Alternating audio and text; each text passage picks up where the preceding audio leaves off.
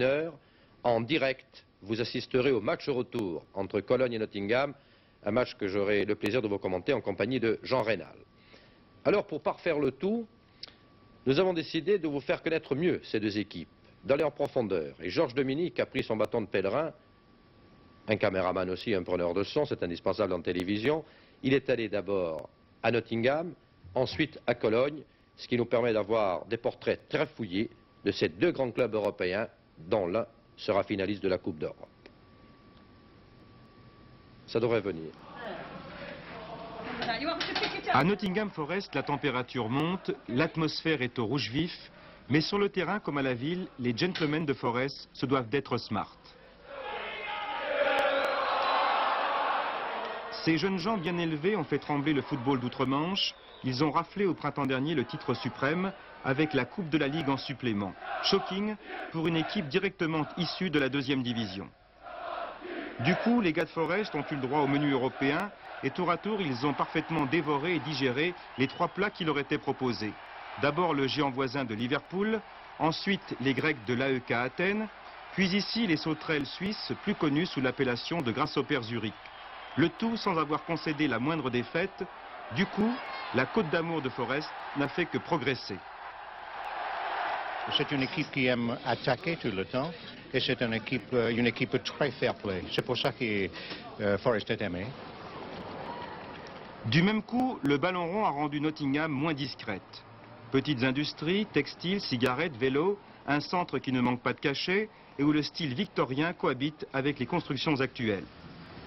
Nous sommes dans les Midlands, à 200 km au nord de Londres, 9e ville d'Angleterre avec ses 280 000 habitants, dont un citoyen de réputation mondiale.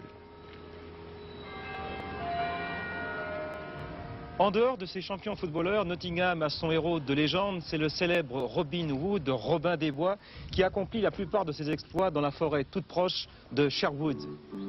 C'est dans cette forêt, en effet, au chêne centenaire, que Robin des Bois aurait exercé ses talents. Et c'est dans le chêne du Major et ses 10 mètres de circonférence que notre héros se dissimula souvent. Côté plaine, l'inévitable pelouse de cricket voisine avec le City Ground. Édifié à la fin du siècle dernier, le fief de Forest est plus pratique qu'esthétique. Un vrai stade de football à l'anglaise, 49 000 places qui viennent lécher une pelouse chargée d'histoire. Nottingham Forest se singularise dans le football anglais. D'abord en première division, c'est le seul club qui ne soit pas constitué en société commerciale, en SARL. Nottingham Forest en effet appartient à quelques 200 membres. En plus, c'est un club qui a toujours été à l'avant-garde. En 1874, c'est le premier club anglais à avoir utilisé le protège tibia et en 1878, il a été également le premier à faire appel au sifflet de l'arbitre. Et puis, beaucoup plus près de nous, Nottingham Forest a supprimé les fameux poteaux rectangulaires pour leur donner une forme un peu plus ovale.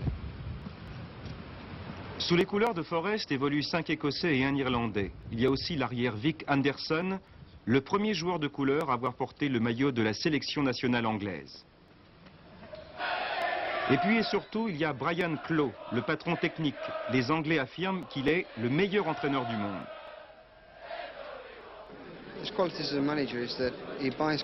Il achète de bons joueurs, en tire toujours 100% et réussit à faire un parfait ensemble. Sans lui, seriez-vous toujours aussi bien placé ? Je crois que oui maintenant, car depuis qu'il est là, nous avons pris de bonnes habitudes. Mais il y a 2 ans, c'eût été impossible.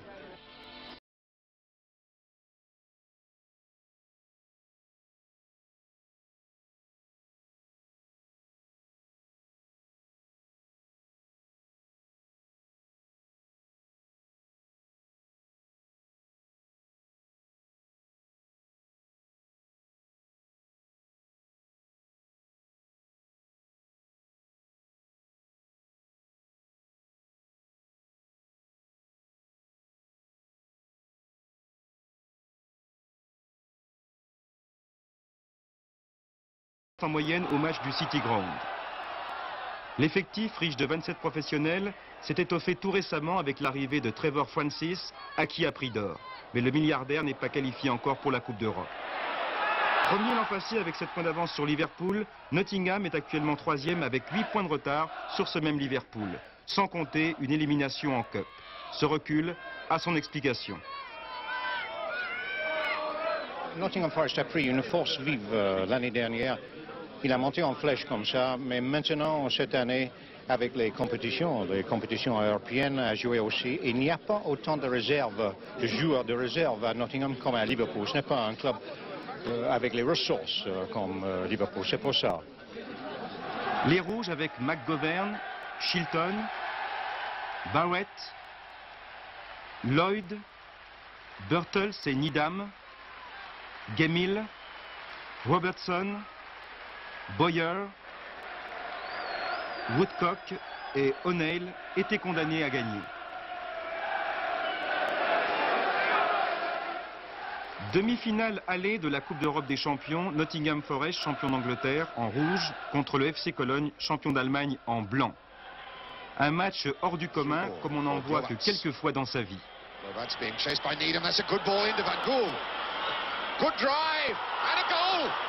1-0 Cologne, Van Gaal, 16e minute. Dieter Müller, 2-0, 20e minute.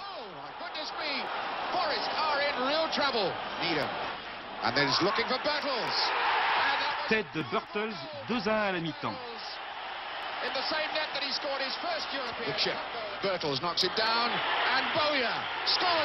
Boyer tire, marque et égalise 2-2.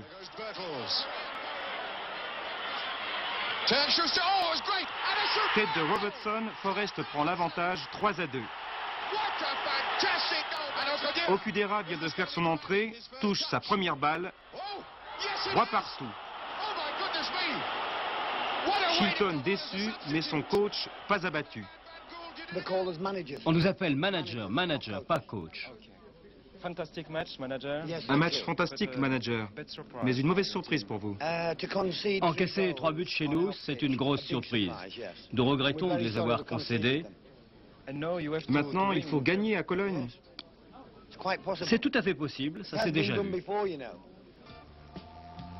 Anneau de béton dans un îlot de verdure, le Muggensdorfer Stadion de Cologne.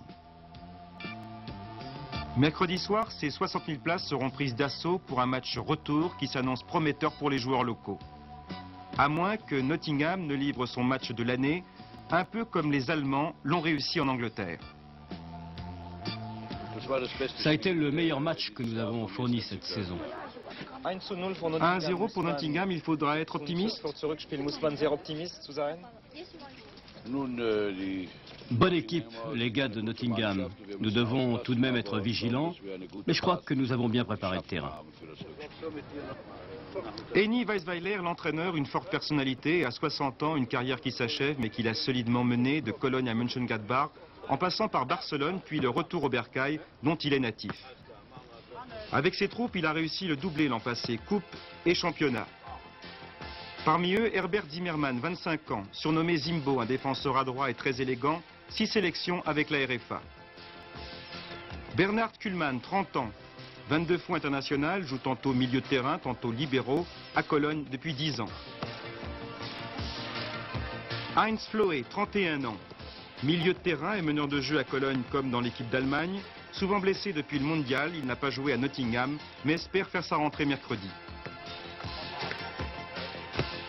Dieter Müller, 25 ans, un des célibataires de l'équipe, soulier d'argent 77, 24 buts et meilleur buteur allemand l'an passé avec son célèbre homonyme, Gert.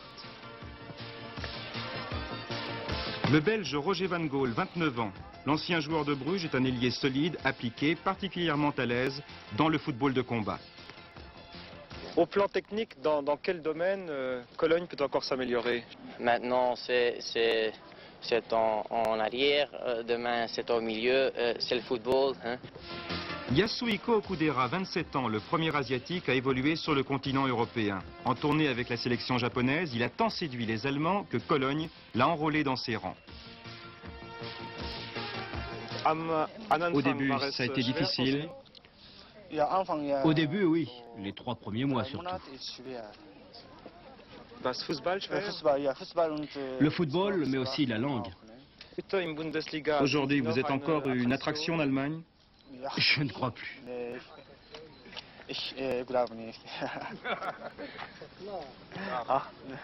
Un bâtiment aussi grand qu'un aéroport, les installations du FC Cologne. Restaurants ouverts au public, administration, locaux d'entraînement, bien rares sont les clubs en Europe qui possèdent un tel outil de travail. 3 fois champion d'Allemagne, le Football Club de Cologne occupe actuellement la 4e place de son championnat, à égalité avec le Bayern. Après un début de saison où ils flirtèrent avec les derniers rangs, les hommes de Weisweiler viennent d'opérer un spectaculaire redressement. Ils ont réussi le meilleur total depuis le début des matchs retour. 2 fois demi-finaliste européen, Cologne paraît cette fois bien parti pour glaner les lauriers suprêmes. Il a tour à tour fait plier le champion d'Islande, les Bulgares de Sofia et les Écossais du Glasgow Rangers. Depuis la création de la première division professionnelle allemande, durant la saison 63-64, le Football Club de Cologne est le club le plus régulier. Et en 502 matchs, tenez-vous bien, il a marqué 1017 buts, ce qui est assez exceptionnel puisque cela représente une moyenne supérieure à 2 buts. Pourtant, en France, vous connaissez davantage le Bayern de Munich ou encore le Borussia Mönchengladbach ou Hambourg grâce à Cologne. Alors, Heinz Flohe, vous qui êtes capitaine du FC Cologne, n'êtes-vous pas un peu envieux de la renommée des autres ? Nous ne sommes pas envieux du Bayern et de Mönchengladbach. Cette année sera peut-être la nôtre. Vous êtes près de la fin, fast an die Ende, ja? Ce sera encore difficile contre Nottingham, mais je crois que nous serons à Munich pour la finale. Au ralenti, le Geisbock. Le Bouc de Cologne protégera mercredi soir le but allemand, il ne manque aucun rendez-vous des siens. Aussi était-il présent mercredi dernier lorsque les Blancs allaient affronter Bielefeld à l'occasion d'un match en retard du championnat. Sous la lumière des 528 projecteurs et pendant une demi-heure, les Bleus de Bielefeld allaient rendre la vie bien difficile à Cologne. Mais Dieter Müller affiche un sacré retour en forme. 31e minute, Müller sur le poteau. Neumann est à l'affût, 1-0. 34e minute, Remüller et repoteau. 36e, Van Gaal sur Neumann, reprise sur la transversale. 40e, Konopka va trouver Müller. 2-0 pour Cologne, qui s'imposera 2-1. 4 jours plus tôt, les Blancs avaient déjà gagné 4-1 à Francfort. Henny Weisweiler s'en repartait donc tranquille. Et l'autre Cologne a déjà un petit parfum de finale. Même si d'aventure Cologne échouait au port, le Rhin et ses affluents charrient quelques autres vainqueurs en puissance, Düsseldorf, Duisbourg, Mönchengladbach ou Berlin. Un vent ouest-allemand souffle violemment sur la Coupe d'Europe 79. Les résultats maintenant de deuxième division, il s'agissait de la 29e journée. Nous allons commencer bien entendu par le groupe A, par l'ordre alphabétique, et vous allez remarquer tout de suite que les 2 leaders sortaient, Avignon et Auxerre, et bien ils ont fait le même résultat. Ils ont fait match nul à l'extérieur, l'un à 3 et l'autre à Montluçon. Une seule victoire à l'extérieur, devinez qui? Tout simplement Guignon, l'équipe en forme qui a battu Épinal à Épinal sur le score de 2-1. Demain se rejoueront les rencontres Ajaccio-Saint-Dié et Arles-Toulon. Au classement, ce soir, donc premier Avignon, 39 points, deuxième Auxerre, 38 points, troisième Montpellier, 36, quatrième Besançon, 35, cinquième Béziers, 35. Groupe B, hier Rennes avait battu Orléans sur le score de 2-0, mais l'avenir du Stade Rennais est menacé. Des victoires à l'extérieur, regardez Brest qui s'en va battre Boulogne, il faut dire que Brest c'est quand même le leader. Dunkerque qui bat Mulhouse à Mulhouse, Tours qui bat Blois chez lui, Amiens qui s'en va gagner à Châteauroux et Angoulême qui gagne à Quimper. Au classement, premier Brest 45 points, deuxième Lens 42 points, mais un match en moins, donc Lens théoriquement peut revenir à 1 point. Troisième Dunkerque 37, quatrième Tours 35, autant dire qu'entre Brest et Lens, rien n'est encore joué. Nous allons maintenant parcourir le monde du football avec les échos pour prendre connaissance de l'actualité, puis profiter aussi de l'occasion, en tout cas c'est Alain Join qui en a profité, pour voir quelques extraits de la finale du tournoi de Cannes, une finale qui malheureusement a été cette année émaillée de certains incidents. Ceci est regrettable, surtout dans un tournoi junior d'une telle réputation. Le tournoi junior de Cannes s'est achevé lundi dernier avec la finale Uruguay-Côte d'Azur, un compte-rendu de Jean Farneau. Pas surprenant de trouver l'Uruguay en finale, mais en revanche étonnant d'y voir une sélection azuréenne remplaçante du Pérou et au sujet de laquelle pouvait se poser le problème de l'hymne. Les Azuréens jouant à droite avec le maillot de l'association sportive de Cannes se montrèrent inférieurs à leurs deux dernières prestations et c'est l'Uruguay, notamment avec Vargas, qui prit les choses en main. L'ailier sud-américain constituait un danger d'entrée de jeu. Targueta, nous allons le voir, le faucha, ce qui motiva le but avec un coup franc repris par l'avant-centre Batista. Le gardien canois Miñeco avait en l'occurrence fait une erreur de jugement. 6 minutes s'étaient écoulées, mais Vargas allait encore faire souffrir la défense azuréenne pendant toute la partie. Après ce but, le jeu se durcit quelque peu, les accrochages se multiplièrent et Chavel, victime d'Eduardo Linares, fut vengé par un carton rouge, jugé un peu sévère, carton de M. Kitabjian qui était peut-être encore marqué moralement par les incidents de Bastia. L'arrière droit uruguayen laissa donc ses camarades en infériorité numérique jusqu'à la fin, tandis que le jeu perdait de sa qualité et que les hommes en noir avaient provoqué quelques contestations d'une foule venue en nombre et qui resta désagréablement surprise du spectacle heurté et discutable présenté par les deux formations. La deuxième mi-temps commença avec une défense renforcée des Uruguayens, soucieux de préserver le résultat, et des actions personnelles de Chavel et du canois Marcel, qui tentèrent leur chance avec force et précision, sans succès. Quelques gestes d'autant plus regrettables qu'il s'agissait d'un football pratiqué par les jeunes et finalement l'Uruguay, meilleure équipe de ce festival quand même, auteur de bonnes performances au Brésil, gagnait la coupe qui enrichira désormais à Montevideo une collection déjà bien fournie. À Saint-Malo, au tournoi des juniors de première année, l'équipe de France en finale a battu par 1-0 une excellente sélection de l'Ouest, ici en maillot blanc. L'étroitesse du score montre bien que les Bretons ont tenu la balle haute à la formation tricolore d'Henri Guérin. Ce tournoi de Pâques, remporté donc par la France pour la 4e fois, a permis de révéler au public de jeunes joueurs français de talent, comme le Strasbourgeois Bartel, le Nantais Adoncor, Morillon de Laval, Audrin du SCO d'Angers et Frédéric Larquier, le gardien tricolore de l'INF Vichy. L'équipe de l'URSS, ou dire des observateurs la meilleure du tournoi, n'a terminé que 3e. Malgré ses vedettes achetées à prix d'or, la belle mécanique du FC Barcelone est grippée. Déjà en fort mauvaise posture dans le championnat national, le club catalan vient de se faire éliminer par 4-0 de la Coupe d'Espagne par le FC Valence. Aussi les dirigeants du Barça, après une séance orageuse, ont-ils invité courtoisement Lucien Muller, le directeur technique, à faire ses valises. Après Marcel Domingo, remercié par Valence, Muller est le deuxième entraîneur français à quitter le football espagnol par la petite porte. En match amical jeudi à Tbilissi, l'Union soviétique en rouge ici a battu la Suède par 2-0. C'est en deuxième période que les soviétiques prirent le large. Grâce d'abord à Tchangelia à la 49e minute, puis sur une tête de Kitiadouline à la 55e minute. Les Suédois, qui sortaient d'une longue trêve hivernale, n'étaient pas de toute évidence au summum de leurs conditions. Rappelons qu'ils seront en septembre les prochains adversaires de la France en championnat d'Europe des Nations.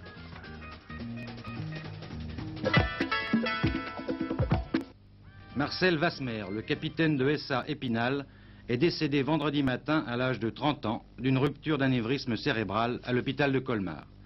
Originaire de Bétoncourt dans le Doubs, Marcel Vasmer avait effectué une partie de sa carrière au FC Sochaux et jouait sous les couleurs d'Épinal depuis 2 saisons.